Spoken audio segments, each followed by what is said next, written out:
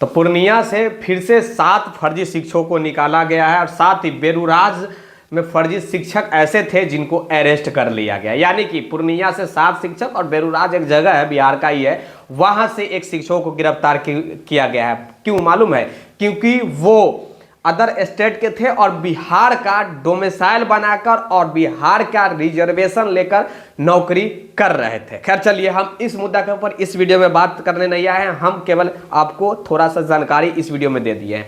देखिए, रोस्टर तैयार हो गया है भैया, रोस्टर आ गया है, हेडमास्टर प्रधानाध्यापकों का, प्रधान शिक्षकों का आ गया है। इससे आप लोगों को भी कुछ जानकारी मिलने वाली है, सीख मिलने वाला है टीआरई 3 वालों का। क्यों? थोड़ा ध्यान से सुनिएगा। सबसे पहले मैं उनको कहना चाह रहा हूं जो लोग कह रहे हैं कि सीट काफी तादाद में, बैकलॉग सीट जुड़ने वाला है। क्या चीज में?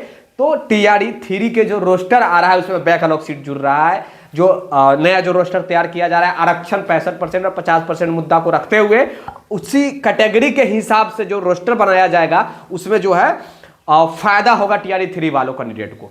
अब देखिए, 50% और 65% का जो मुद्दा है, ये मुद्दा के कारण ही ये रोस्टर बन रहा है। सबसे पहली बात समझिए, महिला को कितना मिलेगा, पुरुष को कितना मिलेगा, एससी को कितना मिलेगा, एसटी को कितना मिलेगा, ओबीसी को कितना मिलेगा, BC1 को कितना मिलेगा और यूआर वाले को कितना मिलेगा, यूआर महिला को कितना मिलेगा। क्या आपको मालूम है? सीट घट गया है। अब जो लोग भाई साहब ये कहा करते हैं कि सीटवा जो है वो जुड़ेगा बैकलॉग, मैं उनसे एक ही चीज पूछना चाहूंगा, कहीं रिटर्न में ऐसा कुछ लिखा हुआ है तो मुझे दिखला दो, मैं भी संतुष्ट हो जाऊंगा कि वाकई में सीट जुड़ रहा है। अब भाई, झूठ का कब तक झूठ बोला जा सकता है? अभी जो रोस्टर आया है, ये रोस्टर में सीट घटा दिया गया है। 40,500 से भी अधिक सीट पे नोटिफिकेशन आया था, आप लोग जानते हैं, प्रधान शिक्षक प्रधानाध्यापक का। लेकिन हुआ क्या? लगभग 2500 से भी अधिक सीट को रोस्टर के अनुसार आप देखेंगे तो घटा दिया गया है।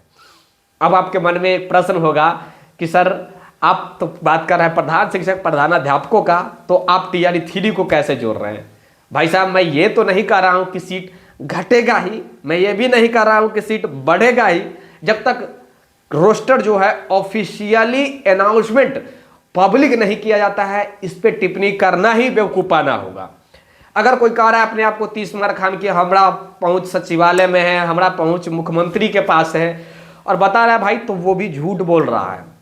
अभी वो झूठ इसलिए बोल रहा है क्योंकि जो अपने आप को कुछ लोग कहता है, कोई एक चैनल है, प्रत्येक दिन वो दावा करता है कि मैं जो बोलता हूं सही बोलता हूं। वो चुचुन्नर को मैं क्या ही बोलूं, वो मैं नाम नहीं ले लूंगा, कुछ कॉर्नर है, कुछ चैनल का नाम जहां तक मुझे याद है, अब कुछ कॉर्नर या कुछ कॉर्नर नाम है। अब कॉर्नर वाले भाई साहब जो हैं वो दावा कर देते हैं। अब मुझे मालूम नहीं कि कैसे वो दावा करते हैं, लेकिन बड़ी शर्म के साथ कहना पड़ता है कि न्यूज में आप भी समझदार है, आज तक दावा किया जा सकता है? कभी दावा नहीं किया जा सकता है। जुटेगा बैकलॉग, जुटेगा भाई, जुटेगा तो हाथ जोड़कर रिक्वेस्ट है, अच्छा बात है ना।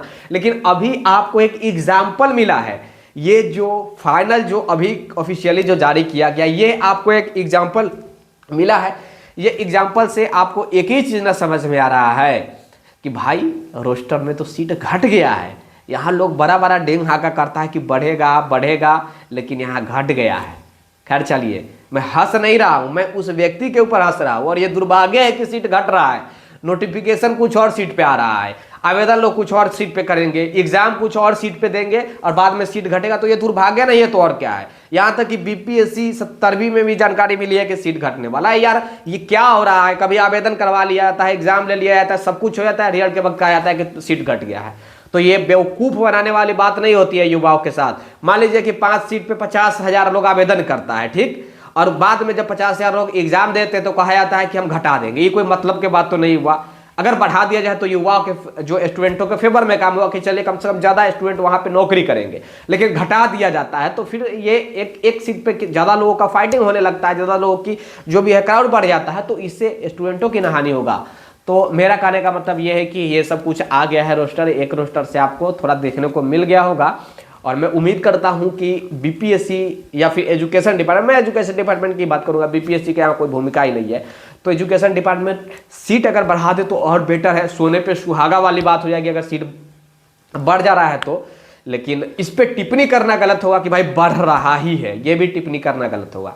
और एक चीज कहना चाहूंगा, डॉक्यूमेंट वेरिफिकेशन पहले के जो मांग हो रहा है कि पहले डीवी होनी चाहिए या फिर 1 कैंडिडेट 1 रिजल्ट होनी चाहिए, तो मुझे जहाँ तक जानकारी मिली है, मैं फिर से कह रहा हूँ कि मैं दावा नहीं करता किसी चीज़ में, लेकिन जानकारी मिली है कि सरकार जो है वो डीवी पहले कराने के लिए प्रेशराइज है, क्योंकि बहुत सारे जो लोग हैं वो अपने अपने जो भी है विधायक से हो, एमएलसी से हो लोग, या फिर एमपी से हो, एमएलसी एमपी या फिर विधायक से मुलाकात कर रहे हैं और इसे प्रेशराइज कर रहे हैं। तो मैं उम्मीद करता हूं कि सरकार इस पे भी जल्द ही संज्ञान में ले लेगी और पहले डीवी करवा दे।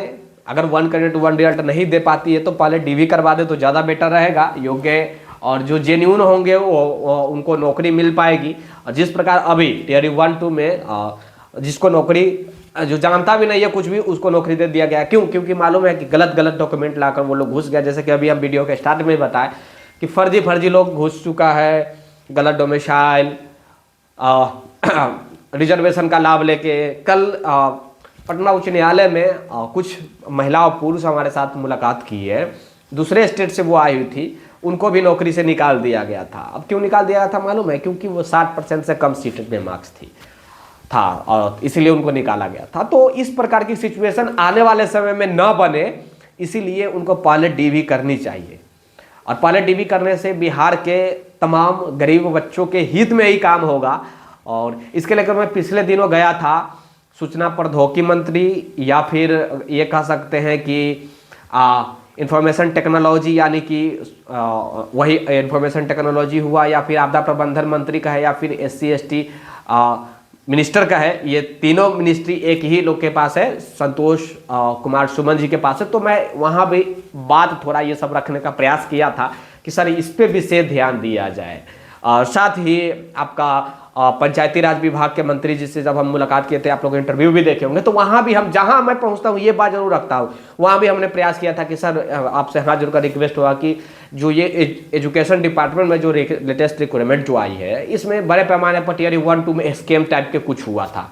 और अगर टियर 3 में नहीं इस पे संज्ञान पहले लिया गया, पहले डीवी नहीं कराएगा तो बड़ी दिक्कत फिर से हो जाएगी। उसके बाद हम जो भी राजस्व मंत्री के पास भी गए, उनका भी आप लोग इंटरव्यू देखे होंगे, तो वहां पे हम ये बात रखे। मेरा कहने का मतलब यह है कि हमसे भी जो हो रहा है, मैं ये करने का प्रयास कर रहा हूं कि भाई कम से कम पहले डीवी हो जानी चाहिए, कुछ करे या ना करे। अगर डीवी पहले कर देती है और पूरा सीट पे भी अगर बहाली कर देती है, जितना सीट अभी आया है जिसपे एग्जाम हुआ है, तो समझिए कि बिहार क्या जितने योग्य कैंडिडेट होंगे सबको नौकरी लग जाएगा। लेकिन ऐसा अगर करेगी गवर्नमेंट तभी तो।